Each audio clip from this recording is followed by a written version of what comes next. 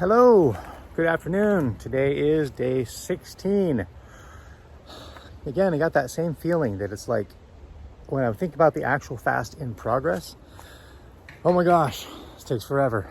But when I look back on the past 16 days, it's kind of cruising. Like it seems like it was just yesterday. Yet at the same time, when I think back on day one, I can't even remember it. It's pretty much eternity. How am I feeling today? I feel good. Asterisk. What does that mean? I am still very tired. Yesterday, about halfway through the day, I was really tired yesterday. I just decided to go ahead and take a nap. I woke up feeling like I hadn't fully slept and took a nap and felt just magnificently better afterwards. It was less than an hour, but my body needed it. My sleep chart last night showed another very dramatic increase in the amount of sleep, particularly deep REM level sleep. I pushed all the way to 5 hours last night, which is like unheard of. That's a lot for one person to get. 5 deep quality was like in the 6 range, and overall was 7. So when I wasn't awake trying to reposition something that hurt, I was in a state of deep REM sleep a lot. And I woke up this morning around 7, feeling really bad, actually. All the anxiety and nastiness at its maximum level was right on top of me right when I woke up. Physically, I was exhausted. I got up, went to the bathroom, and just blech. So I went back and just got back in bed for about 2.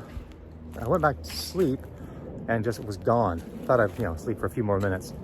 Looked up at the clock and it was 9:30, and I felt normal again. My body was clearly not ready to get up. And what I'm taking away from this, particularly looking at these really deep sleep patterns, is there's something going on up here a lot. I'm no expert in terms of dreaming, but I can say that I'm dreaming a lot and very intensely these last couple of nights. Not pleasant. A lot of dreams that have to do with accidentally breaking the fast. That's definitely my theme. I never break it on purpose. It's always on accident. And then it's more of a, oops, darn. But man, that felt good. And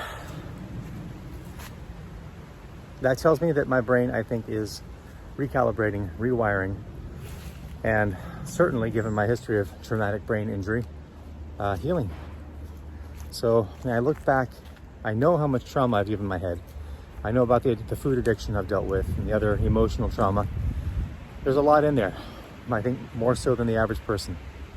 And I am paying a substantial price for a very substantial benefit of healing and restoration, one of which I am more than willing to pay. So it feels good to be making that progress. It really sucks sometimes, really hurts, and it's very uncomfortable. But again, this is not the lack of food, this is my brain and my body healing and becoming stronger. And I like that. I have experience watching other people go through stroke, dementia, severe depression that is a result of TBI, traumatic brain injury. It's nasty. And I know that the effects of addiction and TBI that I've had, they all manifest that way. Down the road, I'm looking at a real possibility of stroke or dementia, or just like I was feeling before, just cognitive weakness and decline, inability to have that sharp mind that I'm so grateful to usually have, that just comes up with what works on demand for me most of the time. So that's a real blessing to have that, and I don't want to lose that. So that's really what's dominating my mind right now. I am sleeping a lot. That's not true. I'm in bed a lot, but I'm actually only sleeping around 7 to 8 hours a night. That sleep is very deep and very substantial, and that's huge. My body feels great. I went for a walk for about half an hour today. Felt great, not pushing it. My body felt better after the walk, so I'm being very mindful. I don't push it. I don't have any of the uncomfortable symptoms of the fast. Yesterday was the first day that I made it all the way through the day without any of those symptoms. But the real theme of what's going on for me right now is my body's working hard. My HRV is still down in the 30s.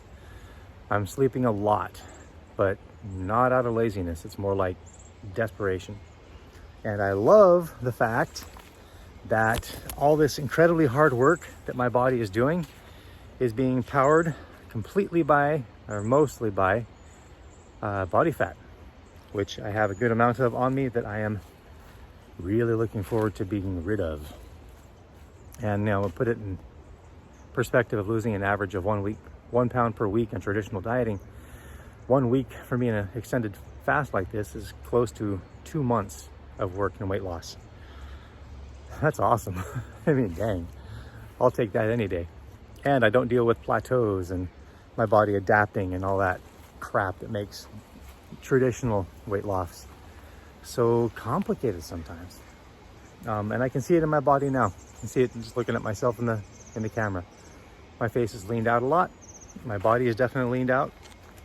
Kind of a strange pattern, but that'll go away. My torso is leaning out from the top down, where I can see my pectorals and my midriff, but my lower torso and belly haven't. So it's almost like I should be able to reach down and like unbuckle the fat belt and back and take it off, but unfortunately I can't. So in my history, the fat that you most want to lose tends to be the last to come off. So I'll keep going. It does feel like I'm going into virgin territory here. 16 to 17 is when I pass my record from the last fast. I'm a million times better at this point than I was last. So looking forward to that. But I'm kind of surprised by how it's kind of strange. Once I get into tomorrow, I've gone far enough that I've never experienced it before. And while I don't feel like that should be a concern for me, it is. But either way, I'm going for it. I really feel it in my body that the most substantial healing and growth is in progress right now. And I like that. Come up with a new term to describe what I'm feeling in journaling. This would definitely have to do with the sustainability part, and that's food envy. Has to do again with that triad yesterday. Again, I made breakfast this morning. It was awesome. Everybody loved it. It was a casserole with all kinds of just wonderful things in it that I didn't take a bite of. And mostly, I enjoyed it, and it was fun to watch everybody get such a kick out of it. But you know, I am sustaining my focus on letting myself find joy in food prep and being at table. But you know, there's that third element of the triad, the opportunity to actually eat what you make and enjoy it and feel it. There's just an inevitable level of food envy there. I want it, everybody else is having it. And I've decided that maybe I shouldn't be fighting that the way that I am. It's okay for me to envy the pleasure and joy that other people are having. I am it's not being withheld from me. I am choosing to skip a few weeks of that pleasure out of 1,000 or so weeks of my life in order to achieve something greater. And that's okay. So when I try and fight it, when I try and hold it at bay, it's going to win because it has a right to be there. And it's okay that I'm feeling that. In fact, I might even take it to something of a compliment because I envy the fact that people are eating what I made and are really enjoying it. Yeah, I want to try it too. And I want to feel the satisfaction that comes from that.